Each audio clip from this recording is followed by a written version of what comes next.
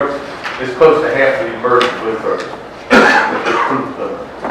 Anyway,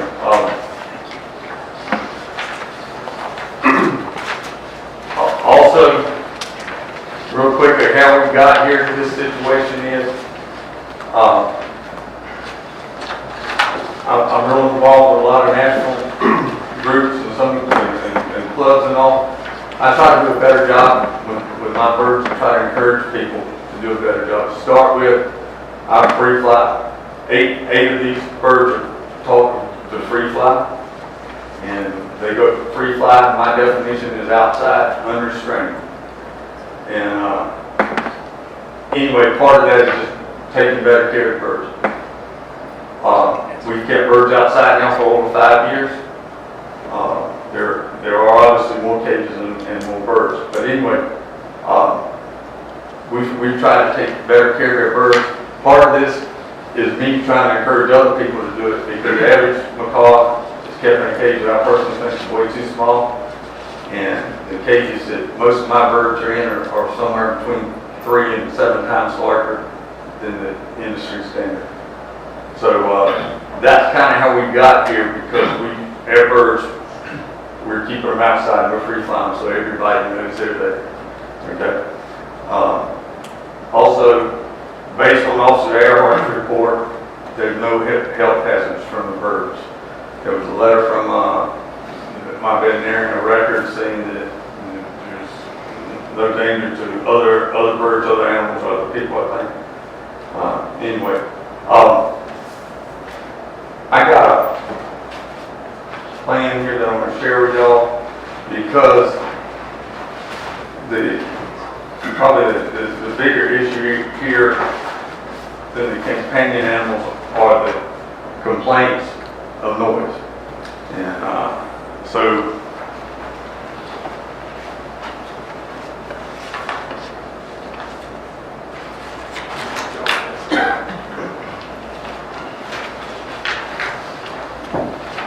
first thing I have is a plan of action here.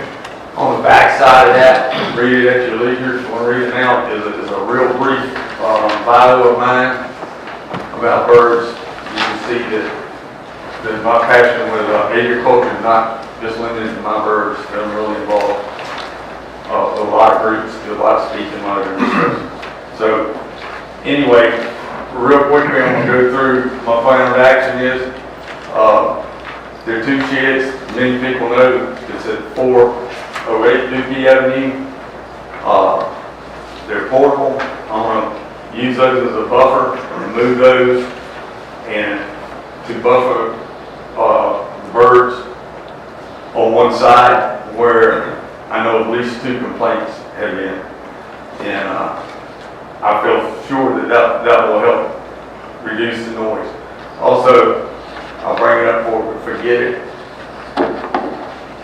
I don't know all the complaints and all. I haven't get that information. There's 2 of them I figured out. One of them was in the packet here. And I spoke to both of those families and told them that I understand their concern, I understand the problem.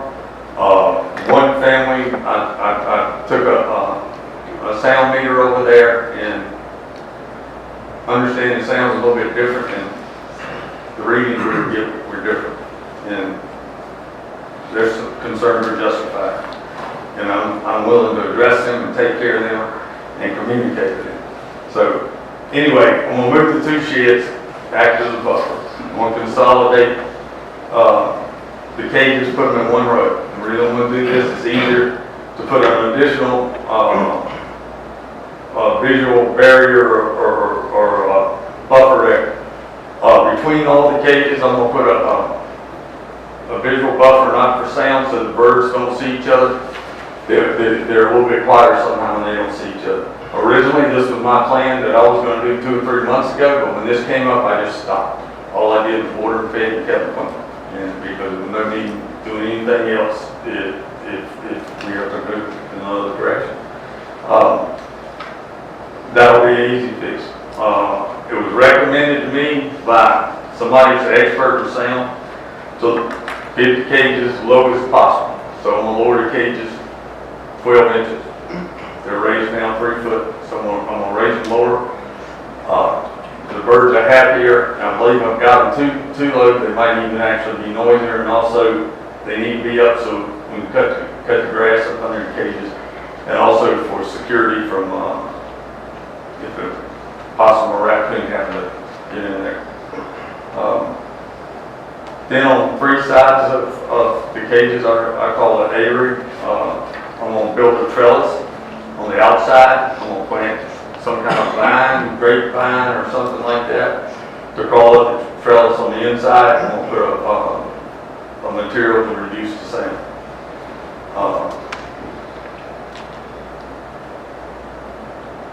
I'm going to put a trellis identical to that between 406 and 410 Dupee Avenue, because the sound is coming through on the Dupee Avenue when you pass by is kind of loud, and it might be crossing the street sometimes when it's quiet or something. So I'm going to do that. Also, it'll provide a little bit more of a visual barrier, which will help keep them quiet. Another thing I'm going to do, I've done it in the last few days, is I'm going to observe birds, because some are a little bit more vocal than others.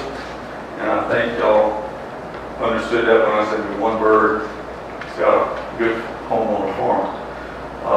So if there are birds in particular like that, I'm going to manage them differently. Maybe they might get a buffer on 2 sides instead of 1 or something like that. Move the cages around, and there's other options beyond that. But anyway, the other thing I'm going to do is all across the back line, which that will be on the properties of 406, 408. I'm going to plant, I'm sorry. The back property line is 408, and it should be 406. And around the cages, I'm going to plant Leland cypresses or something similar. My concern in some areas with Leland cypresses and neighbors that have problems with them, if they stay wet very much, you're going to get real nice and pretty, you're going to be happy in that. So, a couple low areas, we might put something else up there. And I have a decibel meter that I've been using to get some ideas of the noise levels we have, because if I don't know when I'm doing a better job. And I've told 2 of my neighbors that, and I feel like they'll work with me so I can go do something and go get some noise levels and see what helps. And then last thing I have is, I just kind of said, communicate with the adjacent property owners and try to address this. I know this is a unique situation, and I appreciate everything the council has done and the city's done as far as this goes. And ask that you grant these 1 or 3 special use permits there, and we're going to do it. And I believe that's it. Thank you, Mr. Muskie, and thank you for the detailed plan of action that you presented to us. Much appreciated. I think what I'll do is I'm going to ask council, I'll let them speak, but what we can do, what I'm going to propose is that instead of voting on the special use permit tonight, is that we defer that until you take your plan of action to try to reduce the noise and then come back and review it and I'm trying to think what would be a good time frame, 60 days. Let me just start with that with City Council and see if they have any issues with that. But that's what I would propose, is that we defer voting on the special use permit tonight and let you do your plan of action to build a barrier to reduce the sound, and we'll throw out a time frame of 60 days. And that could be changed to 90 days, I guess. Well, we could do that. Also, I understand very clear in this code that this is not a permanent situation and basically could be changed at any time. And it seems like to me the way it's worded is 1 or 2 complaints and it gets put back on the agenda. The way it was put on the agenda to begin with, it's a lot easier than other stuff, and so my feeling, and correct me if I'm wrong, is this if something wasn't followed through, or there got to be another problem, that this could be revoked at the next city council meeting, whenever that was. It's a possibility. I have not seen that, but I think if you get through the effort of taking these actions and it works, Yeah. I think you should be in good shape. But I'm going to go ahead and open. Yes, Mr. Green? One, I'd like to ask Mr. Waskey, what is a fair time frame to give you, rather than us guessing or signing something that's feasible? What time frame are you looking at for these actions to be able to be incorporated? How long would it take you to put this Plan of together? action. He's asking me, what do you feel you're comfortable with? Is it 60 or 90? 60, 90, give us a time frame as to how long it would take you to enact your plan to see if it works. 90 days, but this plan is not clear cut. I could do all this stuff and we could still have some issues. I want the council to understand that, and I'm very much aware of it. And when we get to that point, and that's hopefully would be a decision between me and neighbors, if we get to that point, is look, maybe this is help, but we got to do something else. We might have to do something else. But my point is, and the way this has been explained to me isn't 100% the way it happened. What I remember happening is that somebody complained and animal control came out and said, your birds are healthy, they're clean, there's no smell, everything's good. And we were getting that report back. And then we got one sound complaint and then 2 or 3 more after the fact. So this isn't about whether you're taking care of the birds, it's about the noise. So I think you have addressed that in the fact that you've acknowledged that, yes, you have healthy pets, animal control is okay with the health of your pets, but there's a noise factor. So you come to us with a plan of action for the problem that you're causing your neighbors, and I think that's commendable. I appreciate your willingness to work with your neighbors. And I would agree with the mayor that I'd be interested in entertaining a period of time to give you to enact this, and if it does make a significant difference and your neighbors are okay with it, I don't have any problem with you keeping it. To me, they're exotic birds, they're endangered birds, it's a growing thing. It may get too big to be residential at some point, but maybe we're not there if you can contain the noise. If you're willing and able to do that, then I don't have a problem with relooking this after you've had time to take action. Mr. Panera, I'd just like to say I went out and toured Mr. Waskey's property and I was quite impressed. As I told him, the biggest thing that I was concerned was the noise of the neighbors. And he assured me that he was willing to do whatever it took to remedy that situation. And I think he's got a good plan, but I don't think any of us know here whether it will really work or not. And I'm in agreement with getting him to set this up, and we'll see how it does. But again, I don't know what a good time frame is to do it. I'm a contractor working on commercial jobs, I understand that. 90 days was good out there. Vice Mayor Yates, do you have any comment? First, I have a question. Mr. Waskey, in the packet that we received, there were 3 different addresses where there were permits, but I'm noting that you have 4 on the sheet here. One property does not have any companion animals on it. As a matter of fact, that property is vacant at this time. It's being advertised for rent. But yet you're planning to do structural things, including that piece of property? That piece of property, I believe will only be bushes or trees there on that property. Okay, my concern is... I got a plat, if that helps. No, that's fine. Okay. Is that the property that sits back kind of behind the Yes, other yes, properties? that's the yellow house 412, Okay, and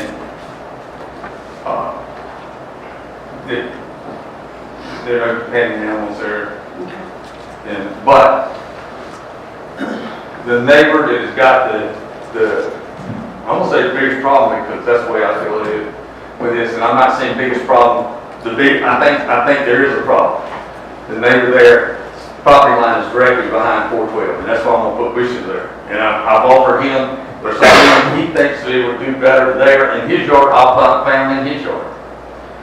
And I'll put them on both sides if need be, but also in there, we got a little area of wet spot, you know, in a couple places, but, you know, I might have to put something different there.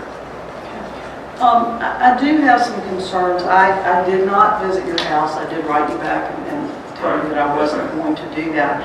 However, I have ridden by there 4 times in the last, since we got the request. And what I did not exit my car. I was on Maple Lane. I went down Dupee, turned by the old tree center place, came back down Maple. And what I will tell you is that from the street, I wasn't in anybody's yard, I wasn't in anybody's backyard, I was in the street with my car running. I felt like I was at an aviary as opposed to a neighborhood. And that is why I did not make a visit to your home. My primary concern is that our code allows you to have 4 companion animals. You're telling us you have 24 and had 27 on 3 properties. If you were in compliance with the code, your max would be 12 on those 3 pieces of property. And you have 27. That's an issue for me personally. I think your birds are beautiful. I've seen you fly them in various locations. I think they're well trained. It's nothing against the animal, but I think it sets a precedent for other folks. We've had, over the 8 years that I've been on council, we've probably had, I'm going to say roughly a half a dozen people who've come to us and asked for more, to be allowed to have more animals, but it's been 2 at the most over the limit. You're asking us to double what is normally allowed, and for me that's an issue. I think it sets a precedent for individuals who might come to this council in the future, and they say, well, this gentleman over here was allowed to have twice the total number that was allowed. I think 27, 25, whatever you want to say, on 3 pieces of property that are contiguous to one another is too many. I feel like I'm not only looking out for, looking out for our community as a whole. It's nothing against you personally or against your birds. I just think it's a bad precedent, and I'm not going to on those grounds. I'm not going to be able to support it. Thank you, Professor Yates. Ms. Luck, any comments? In agreement with Mrs. Yates. Their birds are beautiful. I think the work you do is exceptional. I'm just worried that in the city, in the neighborhood, well, my biggest concern is that you're going to put a lot of time, effort, and money into resolving the problem, and then it's not going to be resolved, and that's going to be a lot of time, effort, and money wasted. But if we did, first I did want to say also, I asked Buddy if there was breeding going on, and he wishes there could be, but there has not been, and he is not a breeder, and he is not a rescue. But he does do some wonderful work with his birds, and I commend him for raising money for the birds and all the educational things he does. My problem is I'm really worried about the noise level in the neighborhood. Although once the sun goes down, he assures me they're completely quiet, and having owned birds before, I know that is true. But if he's willing to do all this work to see if that's going to possibly work, I would still say we need to cap the number of birds that are there now, so that it doesn't increase again. I mean, I'd be willing to let you try it, but I'd be afraid that it wouldn't work. It's up to you. Thank you, Ms. Luck. Mr. Trusty? Mr. Waskey, I was by your house the other day. It's amazing what you have there, and I wanted to give you 90 days to see where we're at in Northland. Mr. Wood? But sure I understand the number. I see the number bounced around a little bit. 22 macaws on the 4 properties right now, is that right? No, sir, 21. 21. 21 and then, yeah. I think what's causing the problem, buddy, I've been to zoos that didn't have 22 macaws in it. And I believe that you're doing a service to protect the birds. And I believe that, from what I've seen in the report of Officer Earhart in the cages, they're spotless. They're really clean. The concern is, you said you had one bird that was particularly loquacious, particularly talking. I don't want him anymore. Huh? Excuse me for interrupting, I don't want him anymore. Okay. You said that the birds, my concern is if the birds are in close proximity and they are social animals, and if they talk a lot, the noise level, I think, is what's concerning council. Is it possible that the number of the birds could be located off premises as the one you suggest? As you say, one's on a farm, is it possible to reduce the number of them? The ones that's on the farm, I do not own anymore. Okay. 2 of them I do not own, and the 3rd one I didn't own to begin with. Okay. It was a friend's, and it was just, me bird sitting for 2 weeks or whatever. And the issue of locating them somewhere else is as last month with security, is putting them out on a farm or somewhere and that they're safe. And safe, yes, you always worry about something getting stolen, vandalized, somebody letting the birds out or whatever. With animals, you're scared of one night possum and the raccoons come in, and now we've got a terrible problem with coyotes. Coyotes have been reported even in city limits of Colonial Heights and Hopewell. And I don't know what would happen if they had them out in the country and something like that happened. But it would require me moving, and that was one of the first things I said. My attorney even spoke to Officer Earhart and said that give us so long and we would move. The problem with that is 4 years ago I downsized my mother and took her from Hopewell and brought her over here. She's on Plum Street 2 blocks away. She sits on the back porch and listens to the birds. And then my in-laws live in my farms. My mother-in-law, my wife goes over there 3 to 5, 6 times a week and helps her with stuff. And I could have that situation with my mother 2 blocks away. I hate to move somewhere else and then have to worry about them. We moved my mother here so she could be closer by. Do all of the birds, I know they're not nightingales, but do all of the birds have a voice? Do they talk and squawk? Some of them, I know some more than others, but each one can, I suppose. All the birds vocalize? Yes. Just about all of them. All of them. Speak what you would say was English. Too. So, but Okay. Don't ask me to get them to talk because I've had to train them to do that, They do mimic. They do mimic. Okay, so they mimic. Do they tend to reduce their mimicking, their conversations, their squawking? Does that reduce if they are blocked off from one another so they can't see each other?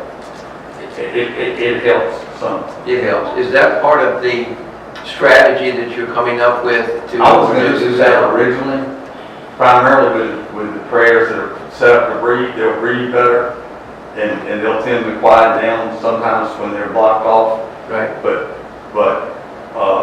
sometimes they don't.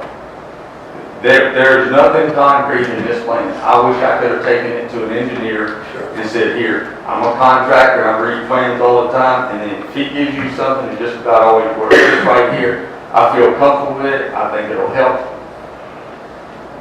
Obviously, you need ear experience. seal on it. Understand. But the plans you have would, in your mind, perhaps reduce the number of noise. And they go to bed at sunset, so there's no. It is like a light switch. Okay. Unless I drive up 20 minutes after it's dark, if it's dark, they don't say a word. If I drive up at 12 o'clock at night or 3 o'clock in the morning, they don't say anything. And there's no gray area, there's no maybes or anything. If it's dark and they say something, I'm in the yard with a firearm and not fully dressed. It's happened 2 times in 5 years. They just, after it is completely dark, do not make any noise. But when the sun comes up, just as the sun And goes a few down. minutes after sunrise, they make noise. And a few weeks ago, it was 5:40 in the morning. I can get up here and try to avoid it, but it's not. It's 5:40 because I got neighbors in the audience, and they know what time it was. It was 5:40. It might have been 5:30. It might have been 5:35. The days are a tiny bit longer. They're a little bit later now. Now, don't ask me why. When it rains, we get another extra 30 minutes. Okay. But I'm very aware of this. And one council person informed me that the noise ordinance was up till 7 o'clock in the morning. I thought it was 5. I was mistaken. It says no more containing animals, and I believe it's 7 o'clock in the morning. So anyway, I think that from my brief review of the matter, it's not so much the sanitation, it's not so much the impingement of the animals physically on other neighbors. I think it's the sound. And I think that's primary concern. you're correct. I believe it's all the same. Vice Chair Yates has one more question, and then I'm going to ask for a vote. Can I make just a couple comments? Sure. Go ahead. The only thing that I thought about, and I just neglected to say when I was speaking, I don't know enough about their behavior, but are they that different from dogs in that, you know how you have a dog in a neighborhood, it can be 5 houses away, and it barks, and it starts going down the street, and then, you know, you get this chain reaction going on. Do they not have to, I understand you're trying to buffer them so they can't see one another, but they'll still be able to hear one another. Is their behavior different from, say, a dog, in that the sound will not activate if one starts? I'm kind of tagging off what Ms. Lux said in here about, you know, I hate for you to go through all this and then it not work. I mean, I would think there would be some research in your studies of macaws as to whether the sound triggers it or the actual sight of another bird would trigger them to all start chattering at one time. I can answer, and there's no research. Sometimes it does, sometimes it doesn't. Sometimes they'll go through a few minutes of being noisy. There's 2 or 3, 4 times a day that they're pretty quiet. You don't hardly hear anything. You might go an hour or 2. And sometimes you can figure out what's triggering them. I know when I drive up, that triggers them. I can go out in the yard and yell at the fly, say, let's go fly, let's go fly. They start up there. But, now, as for the dog part, and I have no research, I don't have a piece of paper for a dog, the decibel readings on a dog is higher than a large macaw. And anyway, I just was curious. it's a different sound. Okay. Also, you're concerned about precedent. Just say, I say the birds is different. We're talking about a bird from 4 ounces up to, there's a couple of them that might be 3 pounds, but most of them are closer to 2 pounds. The size is different. And, you know, they look big, they look humongous. I got birds that are from tip of beak to tip of tail that are 36 inches. But when the veterinarian puts them on the scale, they probably average about 1,100 grams, which works out a little over 2 pounds.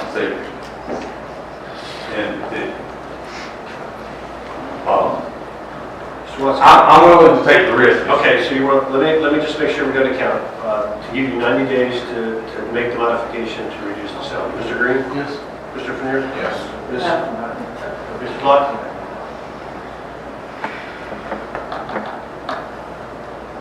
I'm really struggling with this. I think Mrs. Yates is right. I don't want to set a precedent, but I'm also struggling with them being outside, but yet still I guess they're companion animals because you take them out to Some of them got names. I